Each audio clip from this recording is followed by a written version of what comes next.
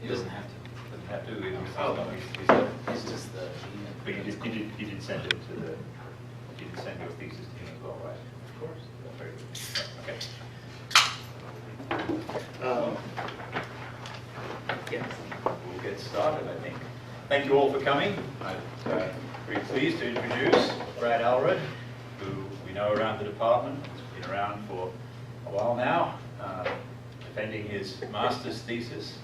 So Brad completed his degree in physics here in 2009, picked it up in 2010, somewhere around there, and proceeded on to the graduate school, where he was looking for a program where he could do some applied science. And as with all graduates, we hope we sent them out with some very fundamental tools that can be applied in every field of science. And we were fortunate enough to have a link with Dr. Ravi Subramanian, who has a program in alternative energy systems in the chemical engineering department. And so we have we're able to set up a cooperative project where within physics, Brad was working and doing the work in Ravi's lab, working on a project which continues today. And I guess the success of a program like that may become apparent.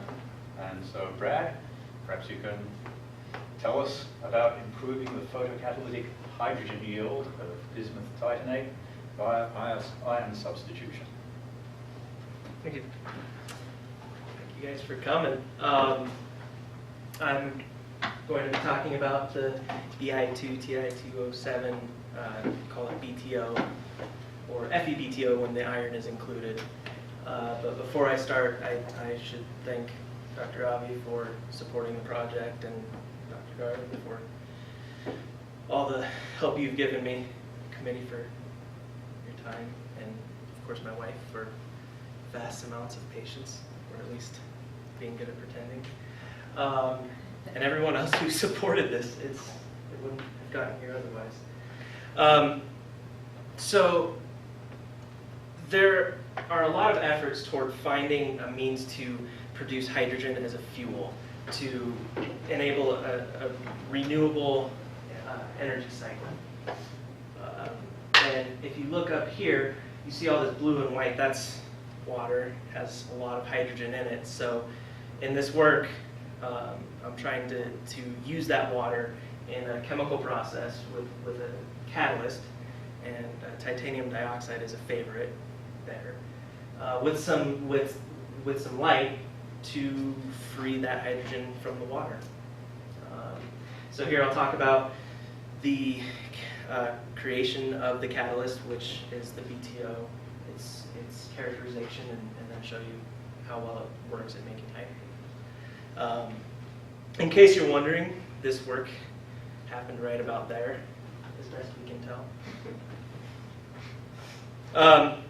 So I'll go through and show you the theory that we think makes this possible, the catalyst itself, and then how the catalyst was used in trying to produce some hydrogen. I'll talk about a model that I created as like a virtual reactor, and then discuss the findings. As for the theory, first, how can this photocatalyst make hydrogen from water? And then how can we make it make more hydrogen from water? So with water, there's a reduction energy. There's a reduction energy where H+ ions can turn to hydrogen atoms. And there's also an oxidation energy where water can give up an electron to release an H+ ion. And so the gap between those two energies is 1.23 eV, which is it's the same energy as a near-infrared photon. The requirements for the material. So here we're actually looking at the titanium dioxide. The requirements for that are that its conduction band, which is the collection of empty states that lie above its Fermi energy in an insulator, that must be more negative than the reduction energy. And the valence band, the full states responsible for covalent bonding, have to be more positive than the oxidation energy for the water. So with the titanium dioxide, the conduction band is pretty close to where we want it. This valence band is way outside of water. So as a result, its band gap is 3.2 eV, which is in the ultraviolet. So when a photon comes in with sufficient energy, of UV in this case, it promotes an electron to the conduction band, leaving behind a hole in the valence band. We call that collectively an exciton. So with this exciton, the water can give an electron to fill that hole, releasing NH+, which will then reduce to hydrogen. Do that again with another photon, and you end up with a hydrogen and half of an oxygen molecule, which doesn't really want to stay like that, so you would need at least 2 water molecules and 4 photons for something like this to work. Unfortunately, this is how we would like it to work. It doesn't actually happen this way, and that's because there are already auto-dissociated ions floating around that may scoop up one of the hydrogens one of the protons we release to reestablish a balance, or the oxygen can go and do some things in the conduction band as well. And then even if we do make hydrogen gas and oxygen gas, spatially, this is all happening in the same place. And so you have a hydrogen right next to an oxygen, it's going to want to make water. These recombination effects are very fast and dominant. And so experiments trying to run like this, you see almost no gas of any kind really produced, except maybe some water vapor. So we need some more stable intermediate chemical states. And as we do that by adding a sacrificial agent, and we have focused pretty much on organics because of the abundance of hydrogen, the different stable states that it can take, and the availability, which hopefully potentially is in the form of chemical waste. So here, this talks about BTO in these equations. That can be replaced with titanium dioxide or any other suitable photocatalyst. And this deals with methanol. So the excitons are produced in the same way, but now in the second step, what happens is the methanol is oxidized, and it'll oxidize twice, releasing, giving us formaldehyde and 2 hydrogen ions. And without the balancing OH minus, these protons are pretty free, we think, to go and reduce to a hydrogen gas. So you get 1 hydrogen molecule out. And then similarly, when there's enough of this formaldehyde around, then the formaldehyde and water together will reduce, or oxidize, sorry, 2 more times and give you formic acid. And the hydrogen reduces to give you another hydrogen molecule.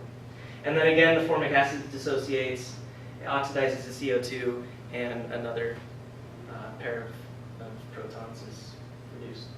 So overall, we have 1 water, 1 methanol, some BTO, or catalyst powder, 6 photons.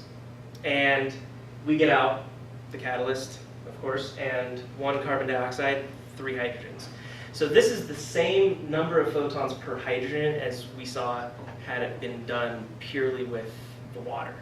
Except here we're doing it in more steps in such a way that these intermediates are stable enough that the back reactions are suppressed. As for the material itself, we have 3 depictions of the band gaps. So here in the bottom are the full valence bands, your empty conduction band, and your Fermi energy. So in pane A, it's unaltered. Pane B, you can see this stretching of the valence band. So let's go back to what we looked at with the titanium dioxide. we have this valence band down here. We don't need that much energy. So imagine we could push it up so that it was really close to the water. Possibly then an infrared photon could create the exciton, allowing us to do this reaction. Really, that's a pretty huge shift, but it doesn't need to be that big. Even a small shift could turn that UV photon into blue or green, and if you think about the solar spectrum, peaks in the green, that would allow us to use more photons from the sun, more available photons. More photons should mean faster reaction rate, which should mean more hydrogen produced, and so that's what we're looking for here. But if you look at pane C, you can see this new set of states we call it an impurity band. And so that can manifest as something like a partially full band that's just below the water. So doing the same thing as having just shifted the valence band. Or even if there are states inside of this water energy gap, they can act as lily pads for electrons to leapfrog across. And speaking of frogs, you guys remember Frogger, right? And he was crossing the river and he could sit on the log and he was pretty safe there, but not for very long because then he'd fall off the edge of the screen. Had to jump to the next one pretty quickly, but he could take a breath. Same thing happens here with the electrons. These states don't necessarily have to be able to support an excited electron for a very long time. Just has to be long enough to allow that electron to jump to the next band. And the jumps that they make are not necessarily and don't necessarily need to be one to the next. They could be from here to here and up, or here up, or they can do all kinds of different things. But the point is, if it uses any of these intermediate states, the photons that are used are lower energy than this initial. So it uses more photons, but if we're allowed to use the lower energy photons, we have more photons to use. And hopefully that will reduce the effective band gap. So now let's talk about the actual material. I've talked about titanium dioxide because it's been used a lot and it makes for a good example. It's also a good benchmark. But now let's talk about the BTO. So how it's made and how do we know or think we know what it is. It's a wet chemistry synthesis. We start with 3 precursor solutions. The iron and bismuth are fairly straightforward. The titanium is a little bit tricky. It can be dangerous, and also there's lots of room for it to just fail. When it fails, it makes titanium dioxide, which is not what we're looking for. It can pretty quickly go out of control, boiling and making some terrible fumes, and at that point all you can do is dump it in a bucket of water and let it burn itself out, and then start over. So interestingly, most of the failures that I've witnessed, I was able to track back to this titanium solution being no good early on when we were working on this. So once we have those, we mix them together in the stoichiometric ratio, where the desired amount of iron that we're putting in determines the X here. So how much iron solution we're putting in, how much bismuth solution we're withholding. Once that solution is made with constant stirring, we add strong ammonia squirt-wise, which is it's done with a pipette, slower than a slow pour, but faster than drop-wise. So I call it squirt-wise. It creates this cloudy suspension, the color of which depends on how much iron is in it. But once we've got that, we decant it, wash it, centrifuge it, lather, rinse, repeat, at least 3 times. We collect it, dry it, and crush it, and then put it into a furnace and calcinate it. At the end, we end up with a few grams, maybe up to 10 grams of powder, nanoparticle powder. And another really important step we found is this bismuth chloride.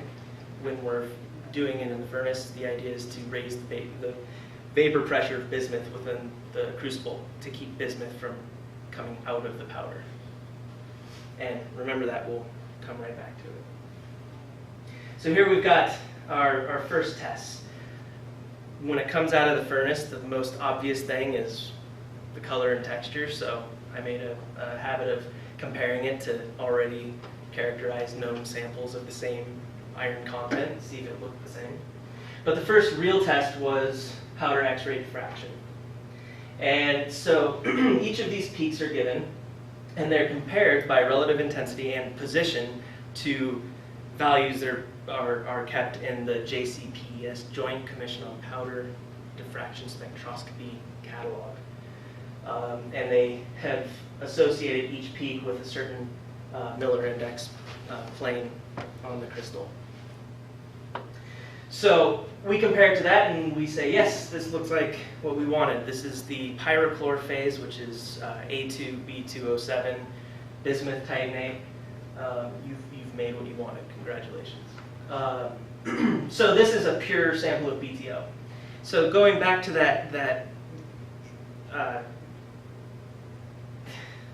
the bismuth chloride in the crucible, if we don't have that, what we see is still these peaks, but we start to see extra peaks which are associated with different phases or even metallic bismuth. So the inclusion of the bismuth chloride we've seen suppresses those extra peaks. Then right below that, this is 1% iron BTO, 1% FeBTO. And you can see the same peaks with the same relative intensities. That tells us that the iron that we added has not changed the structure of the material, and it hasn't formed something else independent of the BTO. So that tells us we think it's in there and doing what we want it to. But then if you look down at this 2% FeBTO, you see these extra peaks arrive. Those are Fe2O3 ferric chloride, or ferric oxide.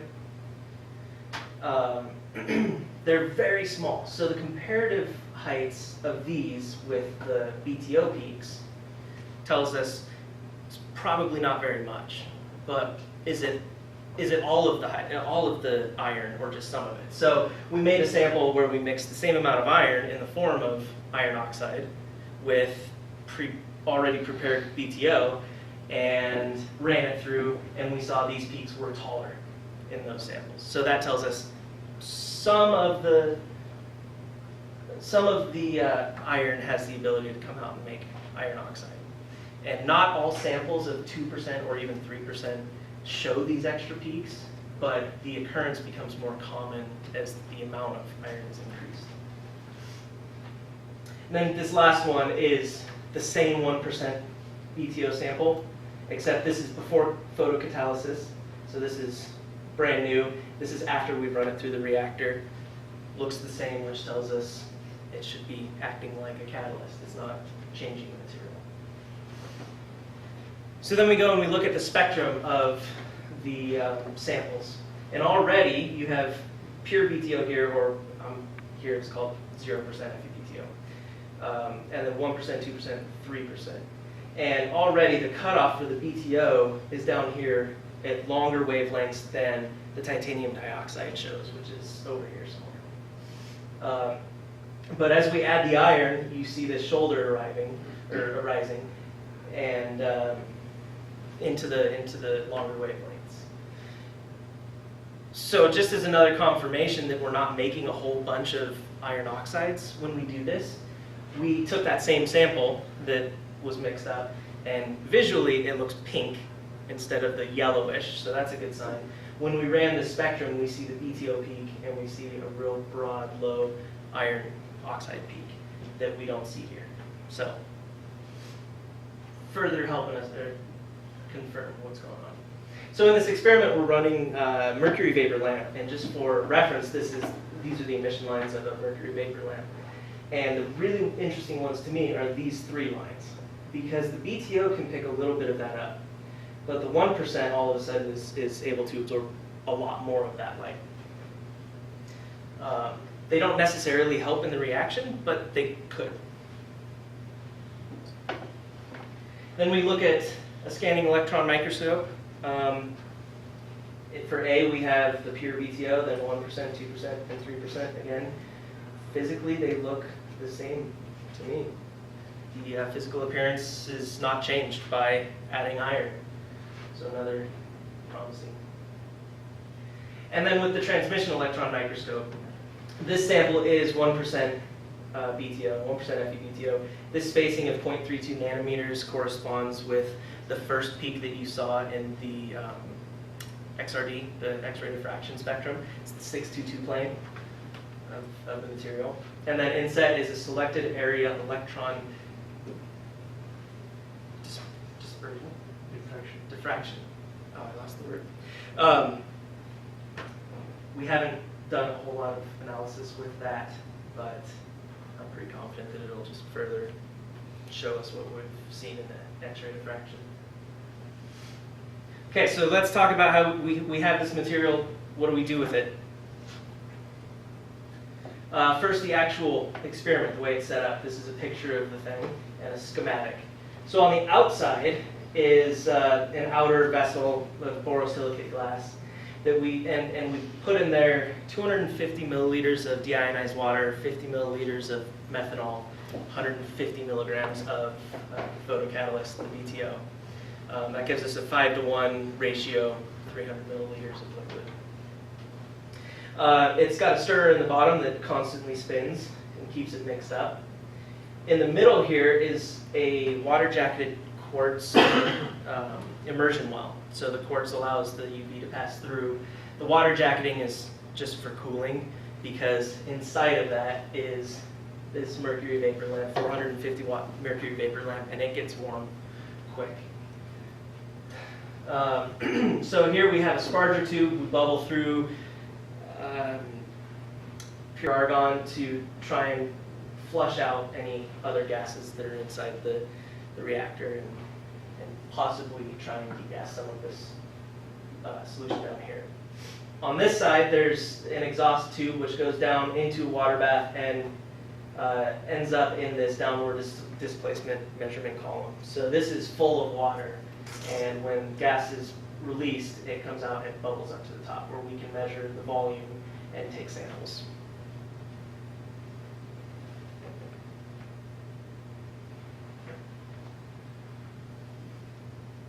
So the real workhorse as far as measuring equipment with this experiment is the gas chromatograph, which is kind of an interesting thing for people who haven't worked with them a lot. It's a time of flight spectrometer, not a mass type spectrometer. So it's got a long tube filled with a ceramic analyte, and there's a constant flow of argon, pure argon gas going through there. The analyte allows surface reactions with molecules. So when a mixture of gas is injected into this stream, the different constituents will have different reactions with the analyte and take a different amount of time to pass through the tube. During this time, it's also slowly heated to encourage some of the stickier things to get through.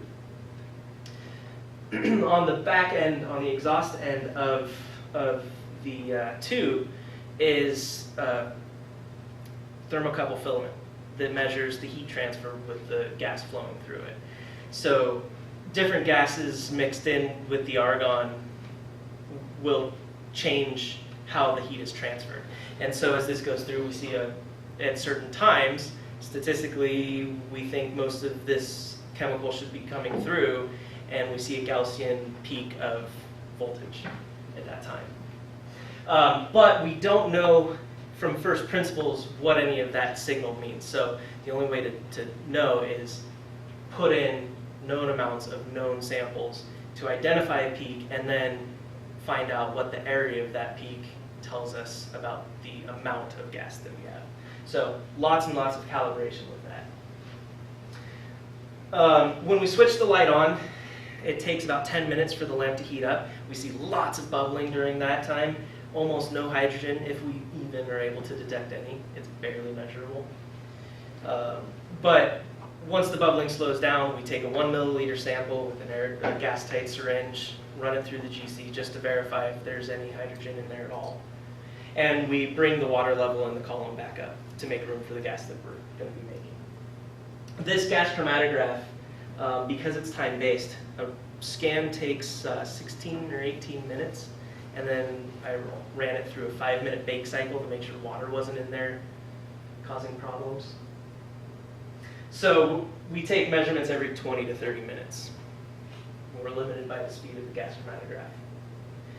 We, again, take a 1 milliliter sample with the gas-tight syringe, run it through the GC. That tells us the amount of hydrogen from the amount of hydrogen that the gas chromatograph saw from 1 milliliter, the concentration. We can calculate how much volume of gas then is inside was inside the collection area at the time of the sample taking. So we keep a running total of how much hydrogen volume we've removed, and then we can also add that into, at certain points when we've taken samples, how much gas we know is inside the reactor.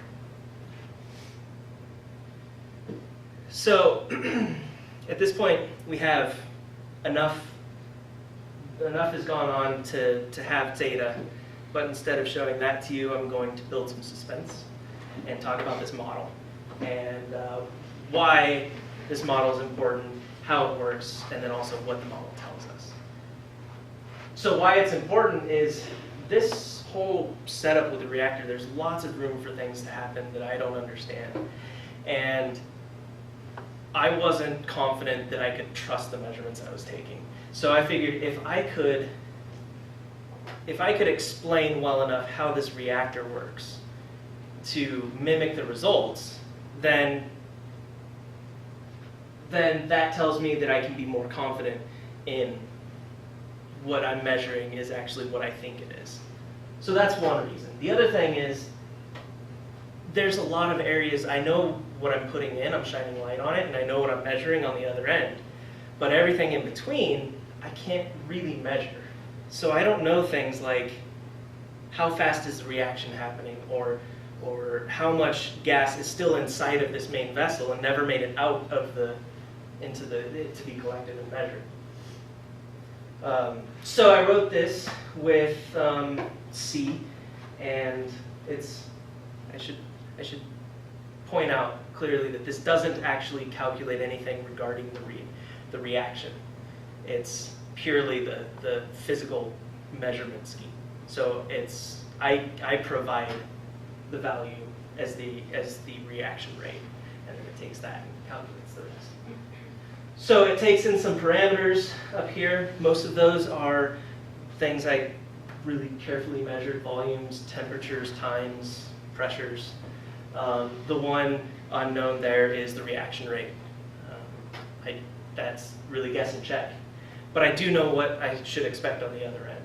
So it runs through, tests, just loops every second, and tests the conditions in every different aspect of the reactor, decides if there should be a bubble of gas going up into the collector. If that happens, then it recalculates everything and does a whole lot of bookkeeping. At the end, I get out a massive chunk of data that I can analyze, and it tells me about all the different parts of the reactor.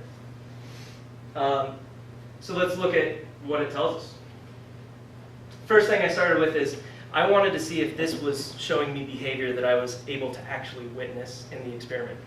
So here, this is when it bubbles. It's not a very exciting graph, except these are bubbles.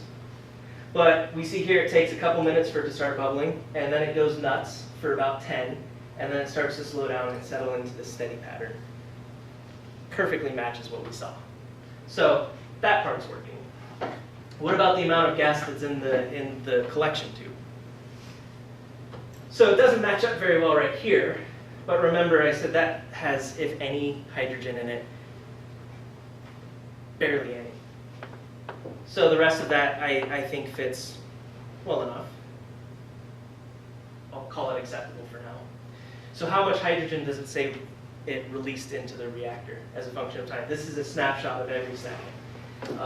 These steps are because it requires a bubble, so enough gas has to build up and it bubbles out. But you can imagine this kind of curve. But now, what I did here is I matched the endpoints. So the last value and the first measurement are matched to actual data with the BTO. And so what happens if we measure just those points and put them together? So endpoint matches, there's 0 hydrogen times 0, that works pretty well. Oh crap, that didn't work. So at this point I was thinking, I spent a lot of time working on this and I thought it was going to work, but it doesn't. So I wonder what happens if I look at the experimental values for titanium dioxide. Yes, it matches really well. So this told me actually an extra piece of information that I wasn't expecting. What it says is something's different. I'm able to fit what happens to the titanium dioxide, but I can't fit what happens with the BTO. But since I can do it with titanium dioxide, I'm going to go with it and say, this is working, we can trust the results. So let's look at them and see what they mean. Cutting to the chase, before my time, people have shown that BTO produces more hydrogen gas in this kind of experiment than P25 is a commercially available TiO2. So it produces more gas than titanium dioxide. And I've confirmed that. So that's a good check. But the real question is, what about the iron? Does the iron make it better or not? Yes. It's about 1 3/4 times as good as the pure BTO, and it's about a little more than 1.5 times, 2.5 times, sorry, as good as the titanium dioxide. So that's good news. As the iron content increases, it starts to fall off, and that could be a result of a lot of things. It could be the increased iron defect sites acting as trap sites and recombination centers for things, or it could be that small amount of iron oxide that we saw in the XRD could be causing some side reaction that's doing something. We're not really sure. But we are sure that 1% is giving us a good answer. More interestingly, though, is when we look at it time resolved. So here we have the P25, the titanium dioxide, giving us that smooth curve, pure BTO, and then 1% iron dope BTO, the same one that I showed you before that doesn't fit the curve. I want to point out that I matched endpoints, so with the model it looks like this part here doesn't fit. But had I matched the first 3 points, what you would have seen is something very similar to this, where at some point it just takes off and goes up. So at these points here, we see a dramatic change in the rate that hydrogen is collected, and that suggests possibly a variable reaction rate instead of the static reaction rate that I had programmed into the model. So then that makes you wonder, where did that come from? But if you think way back to when I was showing those equations, and I had them split into stage 1 and stage 2, I think that could be what explains this change, where stage 1 is working with methanol and it works a little bit slower. But once enough of that has been turned to formaldehyde, then you get the formaldehyde formic acid reaction in stage 2. That becomes dominant and it happens much faster. So what does it all mean? What have we seen? The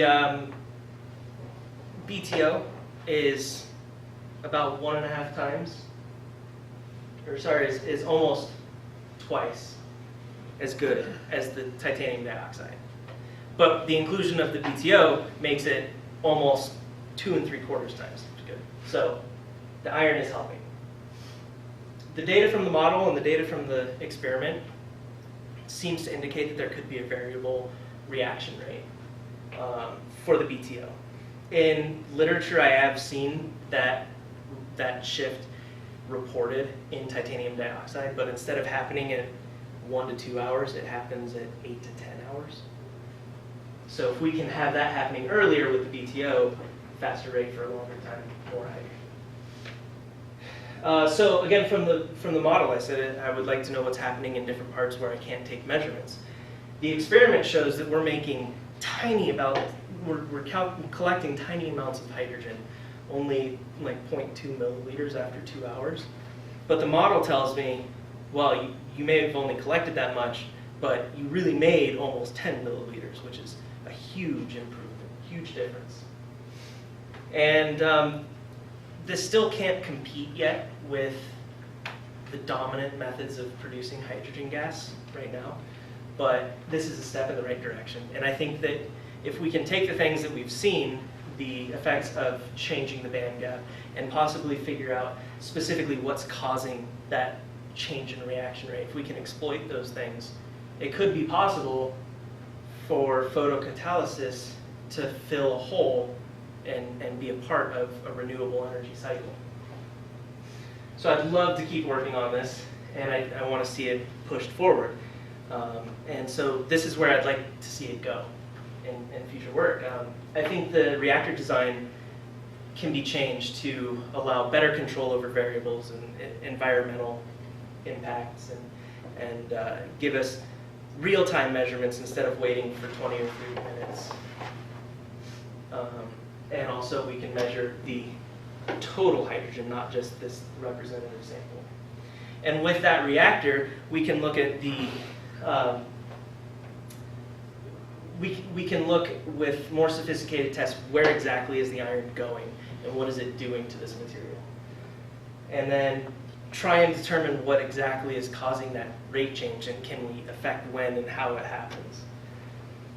What are the environmental impacts on the reaction? I've seen that pressure can make changes, and temperature's pretty huge impact on it, but I'd like to characterize those impacts. And then I think that we should test it in a setting like we expect to use it, using a solar spectrum, and try and set it up. How would something like this become useful, and try and test those conditions. Thank you guys very much.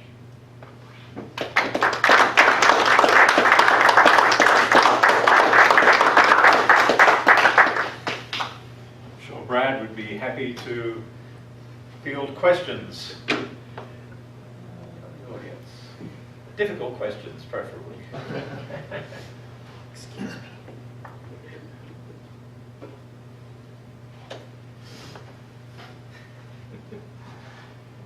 Yes. So, Ron, as part of this, since you're looking at this as a sustainable energy source potentially, were you able to calculate energy in, energy out for your reactor system? I was not able to really measure the energy input. I don't have enough control over the light intensity and where exactly the light is going. I did try to measure it. Dr. Arnott let me use a spectrometer to try and see what light is coming out and what it looks like, but I wasn't able to take good enough measurements to do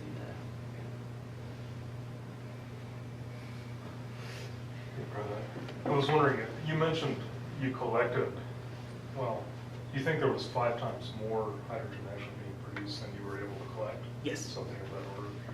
So, I mean, one of the things, I'm assuming collectible hydrogen then is usable hydrogen. 50 times. Or 50 times? Yeah. Okay, even more so? Yeah. Okay. You mentioned that, so you think that that's reforming water as one of the problems and other things. What are, I mean, are there other geometries you've thought of, or what are some of the ways to try and improve your collection efficiency? That value is not being lost. It's just never making it out of the reactor. Out of the reactor, right. So the problem is that we've got this big area of gas, and we're pumping hydrogen into it. So over time, it's constantly becoming richer and richer, but it's got to build up enough pressure, and it bubbles a tiny bubble into this collection chamber, and then you get a dilution problem. So if we can take out that middle step, let the two volumes talk to each other, then we would be measuring closer to 9 milliliters instead of 0.2 milliliters. Doing that, though, becomes a bit of a problem, because then how do you measure volume while maintaining a constant pressure? And I've worked on a project with the Beagle boat to create something to actually do that measurement for me.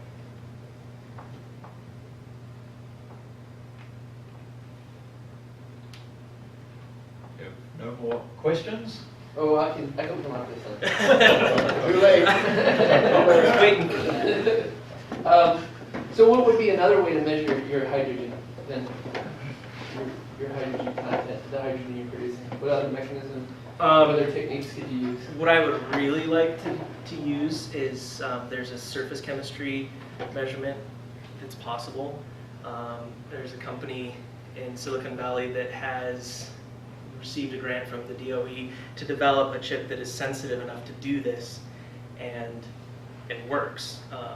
There's a little IC circuit chip that when it's in the presence of hydrogen, the surface reaction actually changes the resistance across this membrane, and so it's capable of measuring almost the full spectrum of concentration.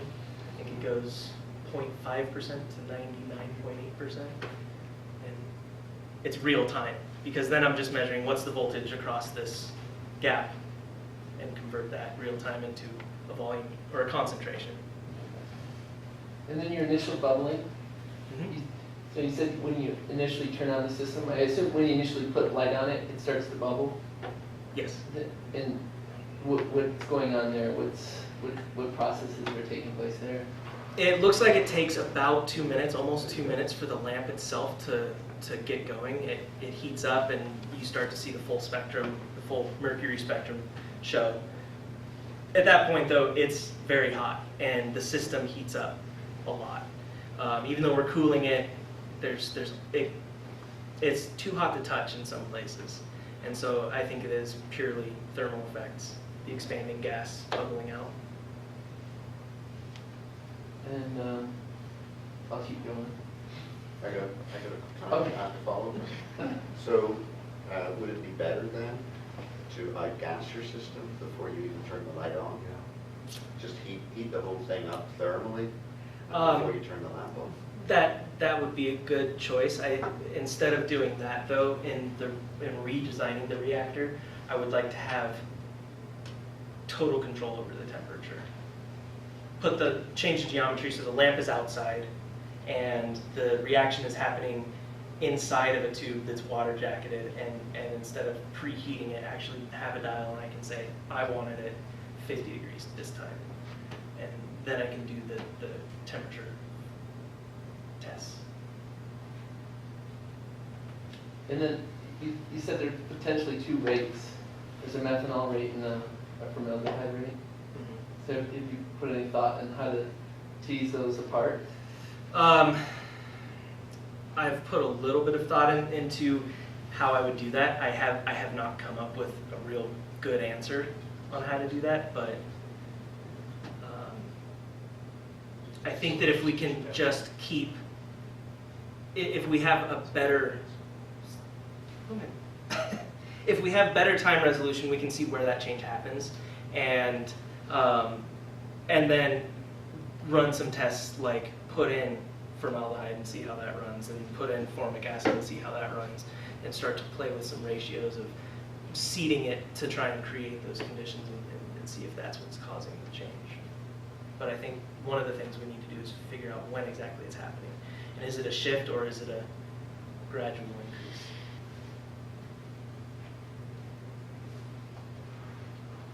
Maybe I can ask a question that I haven't asked you already here. Did you ever run the gas chromatograph, and is its analyte sensitive to looking for formaldehyde It should be Yeah. sensitive to those. I didn't So- see any evidence of anything mysterious happening in there. So yeah, it's not clear whether those molecules would actually become gas phase and actually come out into bubbles. But that would be some evidence. I for would that really like question to- that was asked, that if you could watch the rates of production of those molecules as well. Yeah, I would like to be able to sample the solution at different times and find a way to see, Right. can I tell how much of what's in there? I want to look at the pH of it, because if we're making hydrogen protons, we should see some change in pH. And there's lots of places this could go. I think I could get a couple PhDs with it. Any further questions? Yes, we'll So if we have no more questions, thank Brad again for his ask the committee to remain with us for a while.